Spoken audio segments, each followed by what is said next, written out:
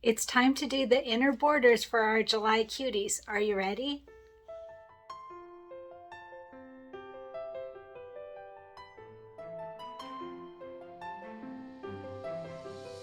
Hi everyone, Cristin here, and we are continuing with our July Cuties table topper. So yesterday we did the 4 center blocks. How cute did this turn out? I love it. And I did end up doing my ants in red. I was thinking like a chocolate brown, but I decided on red. It's pretty darn cute. So it's nice too if you do the red, because then the white, the ants show up on the white, but it doesn't show up all during the rest of the area, which is quilted. So anyway, whatever you choose. So today we're going to do the inner borders. So let's talk about what we need. So pull out your packet of inner borders if you made your packets. I will add a link to the packets up here. They are great for organizing projects. And if you're working on multiple projects like I'm doing, it's great because they come in, like, I think there's 35 in a pack. So I have 2 packs and I have them distributed between the 3 projects that I'm working on. So it works out really well. So for the inner borders, we are going to use this yellow. I already cut my strips, but it is the light yellow with dark yellow flowers on it. That is for our inner border strips. So let me turn to page 44. That's where it talks about our inner borders, so I can get you the exact sizes. As I mentioned on the prep video, which was also our present day video because we were a little behind. So the present day and prep video were together in one video. So as I mentioned on that video, it says in the book to do your inner borders. There's 2 sets of them. So 2 of a shorter side and 2 of a longer one. So A and B. So the A, fabric strip A, for the inner borders, it says to do them at 1 3/4 by 10.5, but I recommend doing them a little longer. So I suggested 1 3/4 by 12, and there's 2 of them. And I did stabilize mine. I find that works well. We're going to quilt these, right? So 2 pieces, 1 3/4 by 12 is my recommendation. All right, and then for the B, this is inner border B, the 2 of the longer strips. This one, it says to do 2 pieces at 1 3/4 by 13. So I suggested by 15, making them a little bit longer. So 2 pieces, 1 3/4 by 15, if you're able to. If you've ever done your borders and had them come out just a tiny bit short, then you know why it's recommended to do them a little bit longer. And then once we get them all sewn on in assembly, then we can trim them down. So that's my recommendation. I had mine come out short one time, and I'll never have that happen again. That was a huge bummer after all that work. So definitely I suggest cutting your inner and outer borders just a little bit bigger.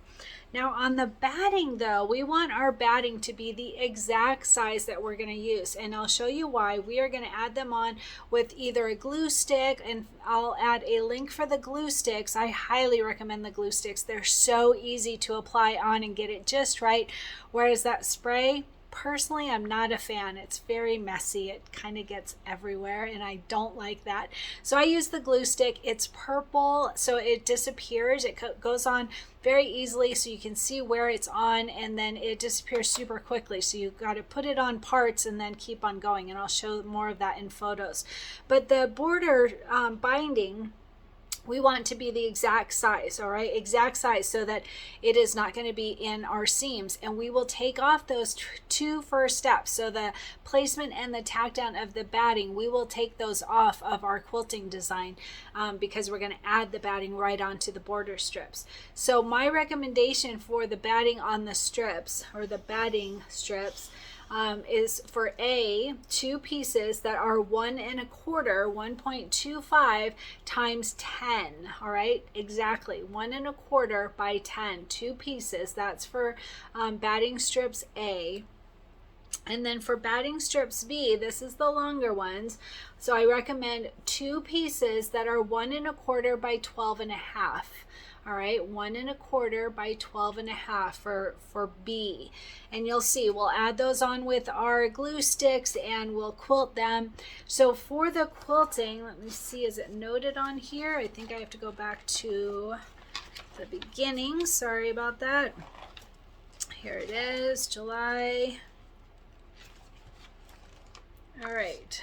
For our inner borders, we're going to use border beads in a 1-inch design. Border beads, 1-inch design. And my guess is it'll probably be in a July folder, but it could say beads. I'm not sure. I'll show you when we get to the computer. So what I'm going to do is I'm going to look and see how long each strip of the quilting is and see what will work to be able to get the full length. So we basically have 10-inch and 12-inch that we need the full quilting. So I'll probably do all 4 in the same so I can get them all in one hoop.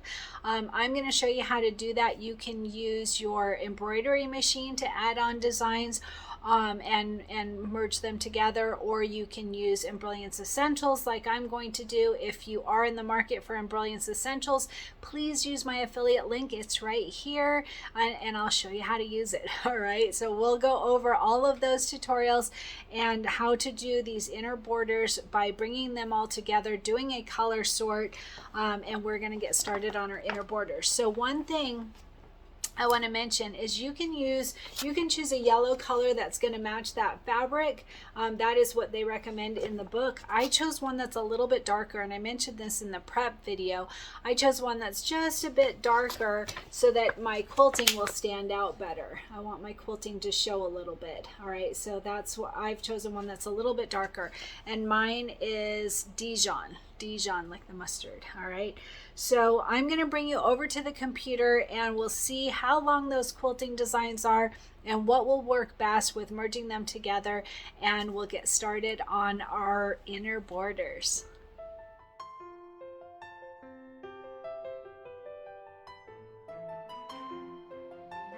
Hey everyone, so I'm at my computer now. Got my microphone. Hopefully you can hear me okay. So I am going to show you how to join 4 of the inner borders together if you choose. I'm using Embellishment Essentials, so I'm going to open that up. I'm not sure what hoop size I'm going to use yet. Probably 10 by 10. Let's start with that. I'm going to start with that. So I'm going to go up. So right here at the bottom, you can see what hoop size you're on. I'm on my 8 by 12 right now, and that actually might work. They're 1 1/4 inches wide. Maybe I'll leave that as my 8 by 12 for now. If you're not on the hoop size that you want, you would go up to this preferences folder, click on that, choose the hoop size you want and say okay, and then click on this compass button and click on H to have it zoom into the hoop. All right, so I'm going to start by bringing in the quilting design. So I'm going to go to this merge stitch file button, and I am looking for, let's see, we're on Cuties, perfect. All right, centers and triangles, no, we want border beads and argyle. That's what the one is for July, border beads. So I'm going to click on that, and we're looking for the 1-inch size. So the 1-inch has a 10-inch, a 12-inch, a 14-inch, and a 7-inch. And we know that we want 10 inches on the first 2 and 12 inches of quilting on the second 2. So I'm going to do just all 4 at a 12. My guess is that this 12 probably won't be 12 inches long. We may need to use the 14, but let's just check and see. So I'm going to click on this 1 by 12. And it is 11 9/16, so a little bit more than 11 1/2. I would rather have it be longer than shorter personally. I mean, this would work, let's see, less than a 1/2 inch. So you would just have a little bit of blank space on each end. So let's just check and see what size the 14-inch is. I'm going to go ahead and move this over, and I'm going to click merge stitch file. And I'm going to click on that border beads again, and then the 1 by 14 right there.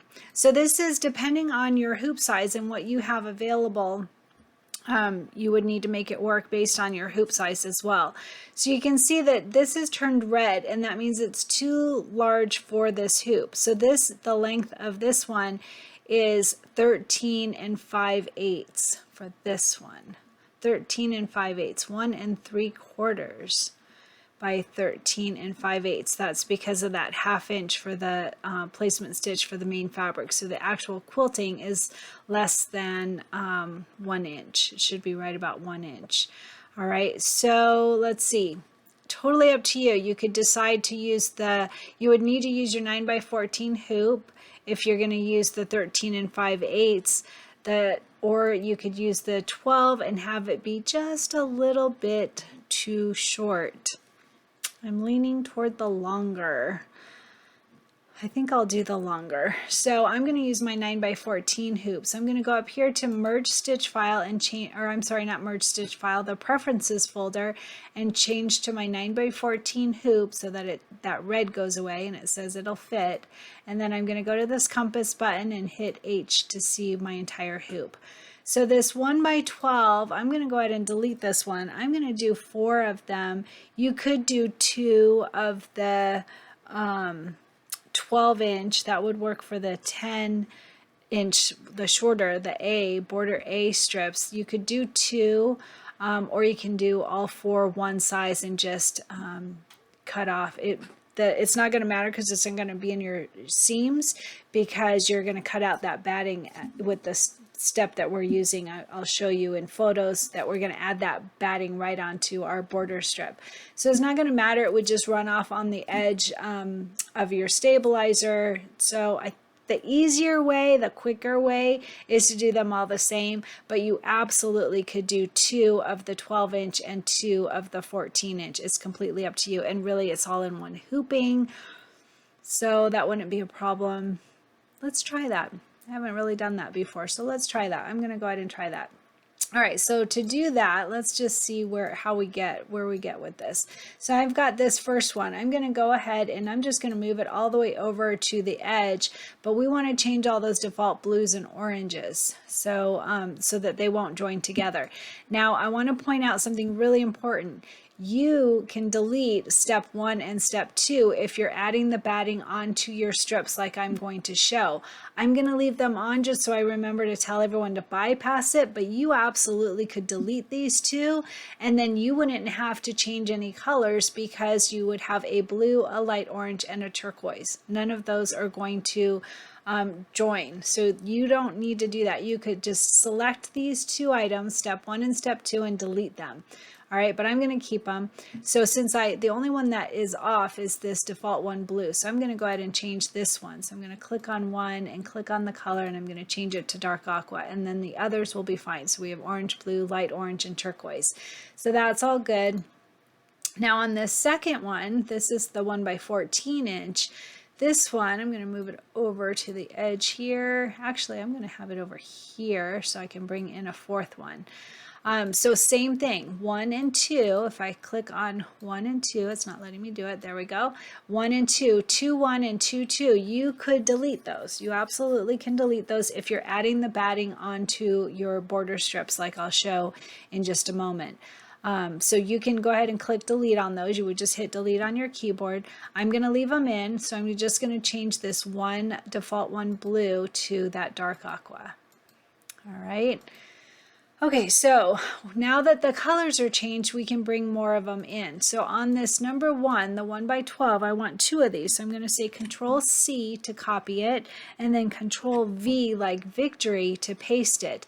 So it has gone on top of this first one. I'm going to go ahead and just move it over. I'm going to do it haphazardly so you can see what's going to happen when we do that align and distribute. So it doesn't have to be perfect. Just move it aside. Now, one thing is that it is after, I should do the 12s first and then the 14s second, rather than having my machine jumping around, because it's right now it's going to do this one first, then come over here to this one, and then come to this one. So what I'm going to do is I'm going to click on number 2, or actually it's number 3, this one. Yeah, sorry, number 3. And I'm going to move it up. So I'm going to right click on it and I'm going to say move earlier.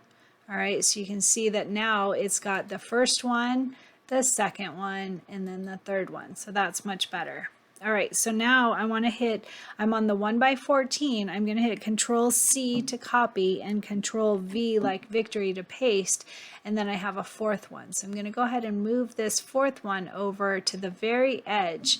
All right, so now I have all 4. They are in a way that they will align correctly, but before we do our color sort, we want to make sure that they are lined up just right. And you can see mine are very haphazard. So I'm going to go ahead and do align and distribute before we do a color sort. Once you do a color sort, these 4 designs here will turn into one design, and then you can't move them individually. So you want to make sure to do this before a color sort. So the easiest way to get all 4 of these designs is from the bottom, click and drag up.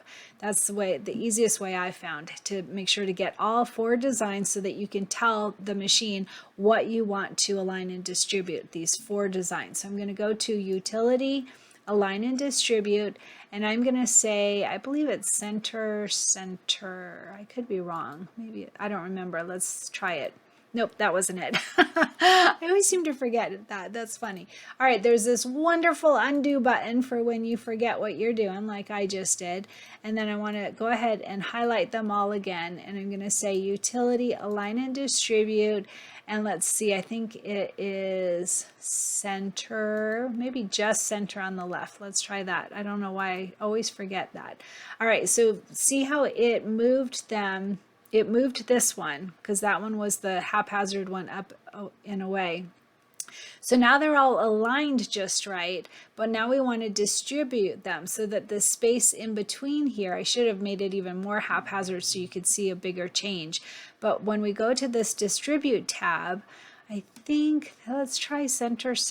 Let's see what that does. Say apply. Yep, that did it. Phew. All right, so you saw that these 2 moved so that there is equal space between each strip. That's the purpose of that. All right, so that is all done. They are all changed of colors. They're aligned and distributed. I'm using my 9x14 hoop. You can see it down here at the bottom. So now I'm going to do that color sort, all right? Because right now we have 20 color steps, and we can bring that way down and make this such a very simple process and quick and easy, and save on stabilizer for these 4 strips and the whole bit. So I'm going to go to Utility, Color Sort, and it's going to think, and it says it's reduced it by 15 color changes. Now notice, don't forget, notice these settings that I have here. You need to have these same settings, especially this tolerance 0 and all of these, so that you get the same results as me. So new view, I always recommend clicking new view so that you can have 2 different tabs. You can see Untitled 1 is the tab that has the 4 designs. It will open another tab and they'll all be in one design, and you can check it to make sure it's accurate of what you wanted. And if it's not, you can go back to that first tab. So I'm going to go to new view. And here's that second tab, and now they're all in one design, so I can check them quickly. And don't forget, 1 and 2, these are the placement of the batting and the tack down of the batting. Those are the ones that I told you you can delete if you'd like, as long as you're adding the batting onto your strips with a glue stick or that spray. And I'll show you exactly some more tips on that. So that's 1 and 2. I'm keeping them in, but you don't need those.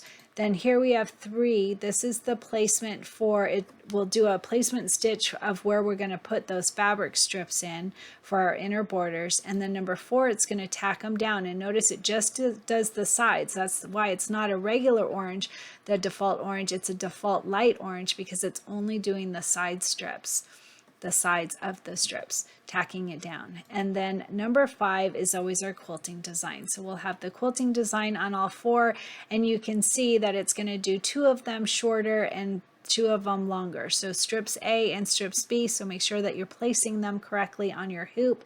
And I'm using my 9x14 hoop. So I'm going to go ahead and do a file, save stitch file as, and I'm going to go to my Cuties. And we are in July. I'm going to put it in, this is the quilting. I believe I'm going to put it in my quilting, and I'm going to put it with these border beads in case we do this again later in the year, which I'm almost certain that there will be another one that is this border beads and 4 inner borders. So I'm going to go ahead. I'm on VP3. That's funny. That's because I was making a label for someone else. So I am going to go ahead and name this beads. I'm going to name it actually 1 by 14 beads border times 4. All right, name it whatever you're going to be able to find it easily, and then save it. And then if your machine is on, which mine's not on right now, you could do a utility send to Solaris XP1 if you have a machine that is Wi-Fi ready, or you can transfer it to a USB stick. I showed that in yesterday's tutorial for the center blocks, and either way, we're all ready to go. So let's get started stitching our inner borders.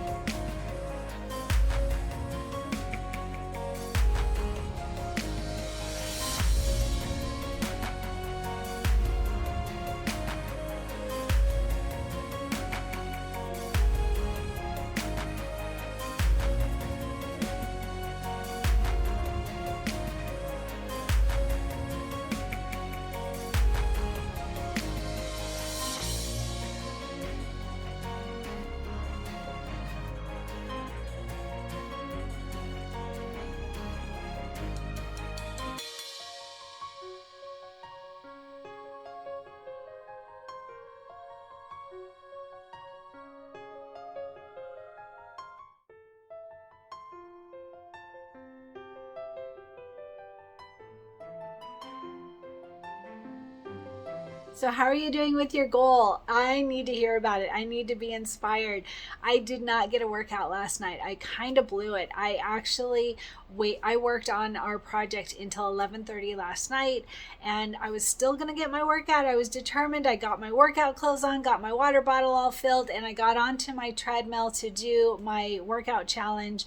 And it was locked down. All the workouts were locked down, and it turns out that my membership had finished and I didn't know, and so I had to deal with that last night, and it wasn't immediate to get it running again. So I didn't get my workout last night. I was pretty bummed, but I got up this morning and I did a 2-mile run on my treadmill now that it's working as it's supposed to. It was in Jackson Hole, Wyoming. I'll add a couple photos. I didn't take many photos because I was running, but Jackson Hole, Wyoming, and the way that they did it, it's a marathon, but it's done in sections. So I just did the first part. So I did a 2-mile run, and then I did a workout there on iFit. They have where you can earn these badges, and so right now for July you can earn I think it's called Dog Days of Summer or something like that. And so I'm trying to earn that badge. So I'm doing this specific strength workout instead of the ones that I usually do. and it was this gal that was in Antarctica, and there were penguins in the background. I didn't get any photos because I was working on it, doing the workout, but it was shorter than I'm used to, a little bit quicker than I'm used to. It was a good workout, but this gal was in all this clothing, like tons of big winter clothing, and doing this workout, and it just really shows you that you can make it work anytime, anywhere. I was pretty impressed by her. So I did finish that part. I still have 2 more of that challenge to earn that little badge. It's funny, I get pretty excited about those little digital badges, and when my membership finished out, I thought, oh my gosh, I'm gonna lose all of my badges, but it didn't work out that way. So oops, sorry, I'm hitting my camera, sorry for the jostling. But anyway, so that's what I did not get my workout last night, but I did do 2 of them this morning, so I'm happy about that. I got my run and my strength workout. So how are you doing with your goal? Make sure to share and let me know how you're doing, what your goal is, and what you're doing towards it. And my shirt today is a tank top. It's like 95 degrees today, I think. This is a shirt from Fred Meyer, but the design, I think it's called a Mandala. I could be totally wrong, but I remember it was from Embroidery Library, and it's got this 1-tone flower, so super easy to do, and then it says be brave. Be brave. How cool is that? I really like this one. I'm pretty sure it was Embroidery Library. It could have been Urban Threads, but I'll add information if I have it available.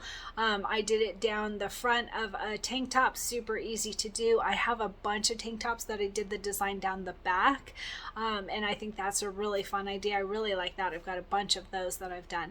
So anyway, fun design. I'll add the information if I have it.